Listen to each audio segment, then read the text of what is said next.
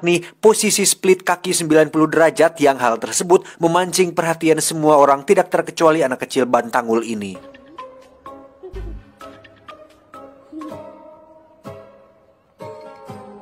Saat itulah muncul seorang pria paruh baya yang sedang dikejar oleh kelompok mafia, di mana mereka tersengaja mendorong jatuh bocah tersebut hingga dia menangis karena es krimnya terinjak. Karena kesal, Wu pun akhirnya turun dari gerakan splitnya, di mana kita semua akan melihat ada sesuatu yang berbeda dengan sepatu yang dia pakai. Entah apa itu, kita akan tahu nanti.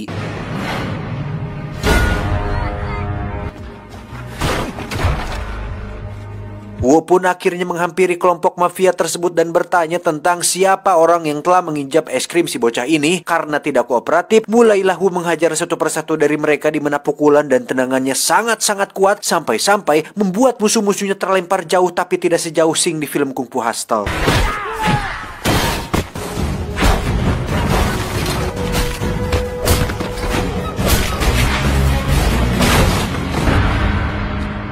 Orang yang Wu selamatkan bernama Ji Sanli, kita panggil saja Pak Lili. Pak Lili ini merupakan orang terkaya di kota, sehingga atas pertolongannya Pak Lili pun memberikan uang tapi langsung ditolak oleh Wu. Ketika Wu kembali ke anak kecil tadi, tiba-tiba muncul beberapa mobil yang mengepungnya yang ternyata itu adalah adik seperguruannya yang bernama Jiang Li. Kita panggil saja Jajang. Ini bebenguknya. Wu pun diajak Jajang ke tempat tinggalnya yang kini dia sudah sukses, di mana Wu langsung menunjukkan abu kremasi guru mereka berdua, yang hal tersebut langsung disambut tangis histeris oleh si Jajang. Sedikit flashback ke masa lalu, mereka berdua ini dulunya adalah murid di sebuah perguruan bela diri paling ternama di Cina, di mana signature jurus dari perguruan tersebut dikenal dengan nama kaki besi alias jurus kaki besi, yang secara harfiah orang yang akan mewarisi jurus tersebut memang benar-benar akan menggunakan sepatu besi di kakinya, yang orang tersebut adalah Wu yang sudah 8 tahun memakai sepatu besi seberat 25 kg.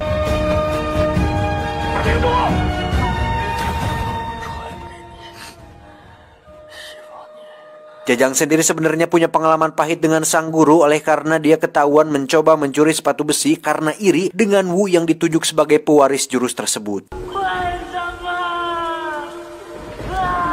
Hari itu juga Wu diajak Jajang ke tempat kerjanya, yang ternyata dia adalah seorang bos sekaligus direktur utama dari sebuah perusahaan jasa pengawalan dan keamanan. Secara kebetulan Jajang kedatangan seorang klien yang kebetulan sedang membutuhkan seorang pengawal, yang orang tersebut ternyata adalah Pak Lili, orang yang sempat diselamatkan oleh Wu tadi siang. Setelah melihat satu persatu kemampuan anak buah Jajang, Pak Lili pun justru menentukan pilihannya kepada Wu yang sedang santai di atas kandang anjing, di mana Jajang segera membujuk Wu untuk terima tawaran ini, karena selain dirinya bisa punya pekerjaan, Wu juga bisa punya wawasan baru dengan menjadi pengawal seseorang paling kaya di kota ini.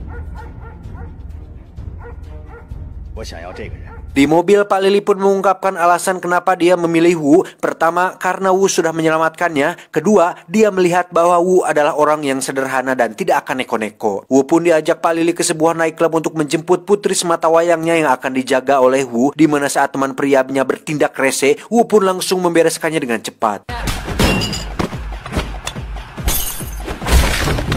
Dan inilah babangus putri paling kaya di kota ini. Dia bernama Fei Fei, sempat ditawari uang agar Wu melepaskan tugasnya. Wu yang seorang master kungfu berkepribadian kuat pun tentu tidak bisa dirayu oleh uang, sehingga dengan terpaksa Fei Fei harus menerima jika mulai sekarang dia akan terus ditemani oleh Wu sang pengawal berkaki besi.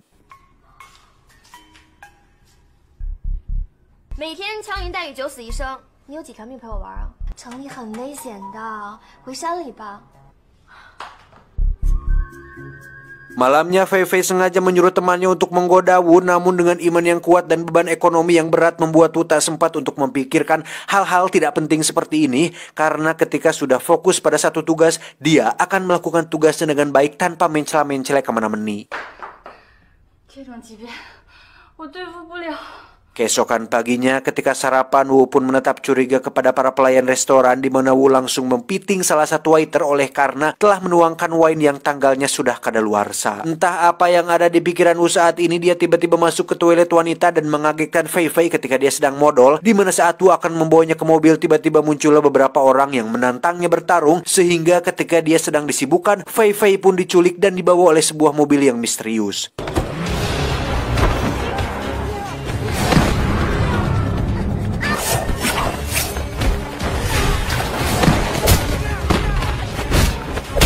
Dari sinilah kita akan mulai takjub kepada Wu ketika dia bisa berlari sangat cepat dan bergerak sangat lincah, yang padahal seperti kita tahu di kakinya terdapat sepatu besi yang ukurannya tidak main-main, pasti berat dan sangat menyulitkan. Dan jika dengan memakai sepatu besi seberat 25 kg saja dia bisa bergerak selincah itu, bagaimana jika dia melepaskannya?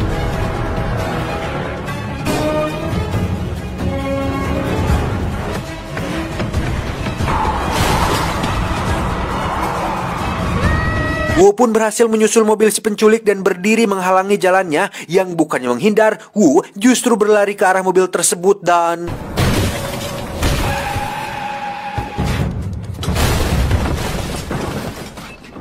Akhirnya, Wu berhasil menyelamatkan Fei Fei dan membawanya pulang dengan selamat kembali ke rumahnya. Di rumah, Fei Fei berterima kasih atas tindakan heroiknya tadi siang, kemudian bertanya mengenai bagaimana cara Wu bisa mengetahui kalau para pelayan di restoran itu adalah gadungan. Wu menjelaskan bahwa setelah belajar kungfu selama bertahun-tahun, intuisinya pun ikut menajam setajam spider sense, bahasa tubuh, micro expression, fisik, detail-detail kecil mampu teranalisis dengan baik, sehingga Wu bisa langsung mengetahui jika mereka adalah para mafia yang berniat untuk menculik putri paling kaya di kota ini.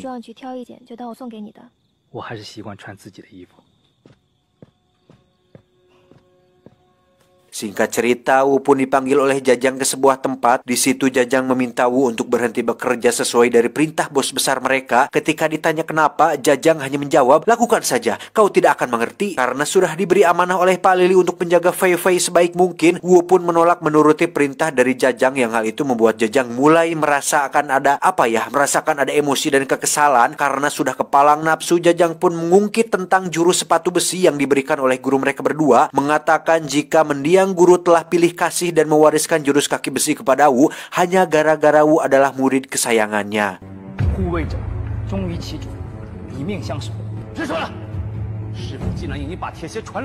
Pertarungan pun pecah di mana Jajang melakukan serangan secara tiba-tiba. Yang perlu diketahui bahwa Jajang ini juga bukan orang sembarangan. Dia merupakan pemilik jurus tangan besi yang bahkan Wu sendiri agak kewalahan ketika menerima setiap pukulan yang dilayangkan oleh si Jajang ini.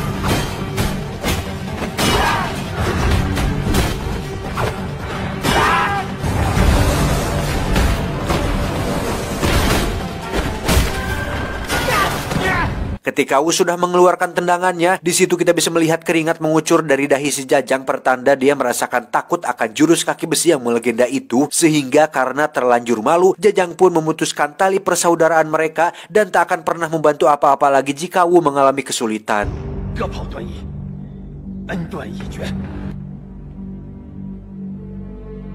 Sementara itu, kita akan dibawa ke markas sang bos besar mafia yang merupakan bosnya si Jajang. Ternyata Pak Lili dulunya adalah partner dari bos besar yang tidak diperlihatkan wajahnya ini. Setelah bertahun-tahun tidak akur, si bos besar khawatir jika Pak Lili akan buka suara mengenai kejahatan rahasia atau bisnis ilegal yang mereka lakukan dahulu, sehingga dia mengirim beberapa orang untuk menangkapnya, mencoba menculik putrinya, yang ternyata pelaku semua insiden tersebut adalah ulah dari si bos besar ini. Kembali ke Wu dan Fei Fei yang sedang dikejar oleh para penjahat, di mana saat Wu sedang sibuk berkelahi, lagi-lagi Fei Fei berhasil diculik dan dibawa ke sebuah gudang kosong, yang di situ sudah banyak sekali para penjahat yang menunggu, yang kebanyakan dari mereka ternyata adalah para pengawal yang merupakan anak buah si Jajang.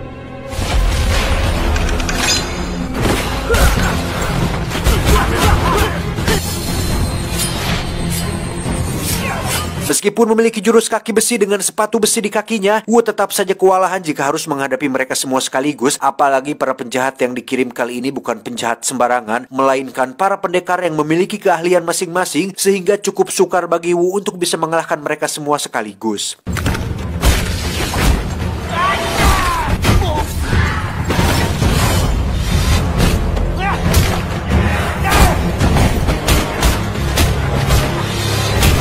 Wu pun dilempar dan ditabrak mobil hingga membuat temboknya jebol, kemudian ditarik dan dimasukkan ke dalam lubang untuk dikubur hidup-hidup. Bahkan orang yang menguburnya sendiri adalah si Jajang, yang kita bisa melihat dia sebenarnya agak berat melakukan hal tersebut, tetapi karena demi karir dan baktinya kepada sang bos besar, Jajang dengan tega melakukan hal itu kepada kakak seperguruannya sendiri.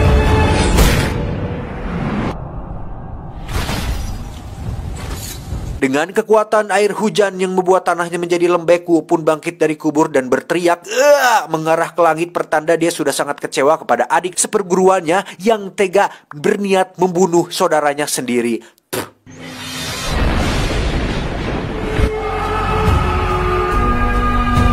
Tak ingin membuang waktu dan membiarkan Fei Fei kehilangan hidupnya, Wu pun nekat menghancurkan sepatu besi yang telah melekat selama 8 tahun di kakinya. Yang mana dari sini akhirnya kita akan melihat seberapa hebat, cepat, dan lincahnya Wu tanpa memakai sepatu besi seberat 25 kg tersebut.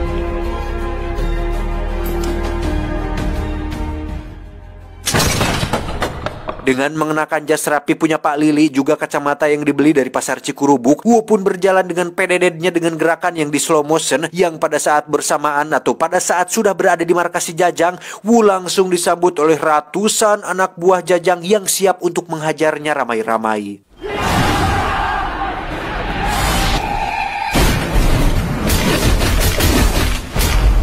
Tanpa pemberat di kakinya, kini Wu bisa bergerak super lincah dari sebelumnya, di mana Wu lagi-lagi menggunakan jurus yang sama dengan Xing di Kung Fu Hustle, yaitu jurus menginjak jari kaki yang dilakukan sedikit berbeda dan beradrenalin.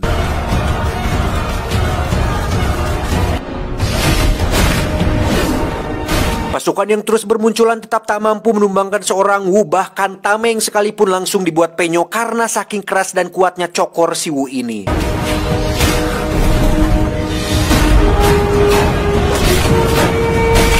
Tibalah di sebuah ruangan yang diisi oleh 3 pendekar yang sempat mengalahkannya waktu di gudang. Kali ini Wu mampu mematahkan kedua kaki si pria besar, menghancurkan si penjahat berpedang, dan melemparkan si pria berantai hingga dia tak sadarkan diri.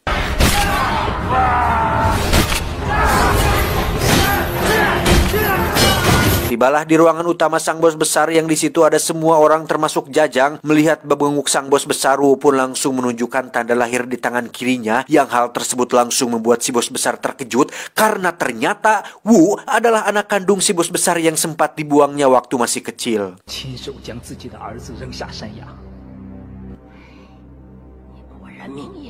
Saat itulah kita akan dibawa ke flashbacknya Pak Lili ketika dia dan si bos besar masih melakukan bisnis ilegal. Saat itu mereka berdua diberitahu jika anak-anak mereka sedang dalam bahaya, yang ternyata Wu dan Fei Fei sudah saling mengenal ketika masih kanak-kanak. Ketika itu ada seekor serigala yang hampir menerkam mereka berdua, di mana si bos besar alias ayahnya Wu melihat dengan mata kepalanya sendiri ketika tatapan Wu kecil mampu menakuti seekor serigala yang beringas. Setelah kejadian itu, para ahli tabib dan dukun sakti mengatakan jika Wu anaknya memiliki aliran qi yang sangat tinggi hingga mampu menyerap energi orang-orang yang ada di sekitarnya. Sial lah, itu pembawa sial. Mulai dari ibunya yang tewas ketika melahirkan dia, sampai-sampai masalah yang terjadi pada hidupnya seolah disebabkan oleh Wu kecil yang tidak berdosa. Akibat usulan para dukun tidak bertanggung jawab tersebut, si bos besar pun nekat membunuh Wu, anaknya sendiri, dengan cara menjatuhkannya ke bawah jurang yang tanpa disadarinya Wu berhasil selamat dan diangkat menjadi murid oleh seorang master guru bela diri.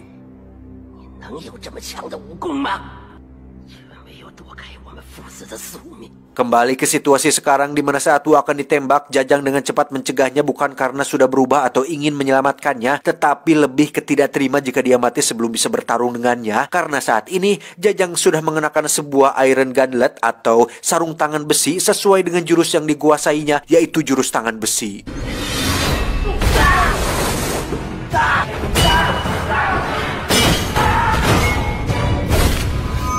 Pertarungan pun pecah antara si kaki besi versus tangan besi, di mana jurus keduanya sangat-sangat luar biasa sampai-sampai membuat properti hancur berantakan. Sempat kewalahan di awal-awal, Wu pun berhasil melumpuhkan satu persatu titik vital Jajang, dimulai dari tulang rusuk, tulang kaki, dan beberapa bagian lain yang membuat Jajang kalah hingga ditembak oleh anak buah si bos besar.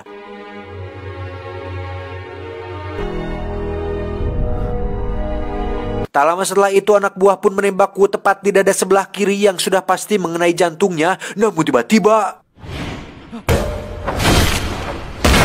Ternyata sejak lahir Wu memiliki posisi jantung yang sedikit abnormal, yaitu tumbuh di sebelah kanan, yang hal tersebut sudah diketahui oleh si bos besar alias ayahnya sendiri. Dengan totokan jari maut, Wu sempat akan membunuh beliau atas semua perbuatannya, namun Wu masih eling ketika tindakan tersebut justru akan membuatnya terlihat tidak ada bedanya dengan beliau, di mana Wu akhirnya membiarkan beliau hidup karena dengan usia dan kondisi tanpa anak buahnya seperti sekarang ini akan jauh membuat beliau lebih menderita ketimbang mati dan selesai begitu saja. Setelah semua selesai, Fei Fei pun kembali ke kehidupannya sebagai crazy rich paling crazy di kotanya, sementara Wu terlihat berdiri di tepi tebing sambil menyebarkan abu kremasi guru tercintanya. 我要走了。我不会成为像你一样的人。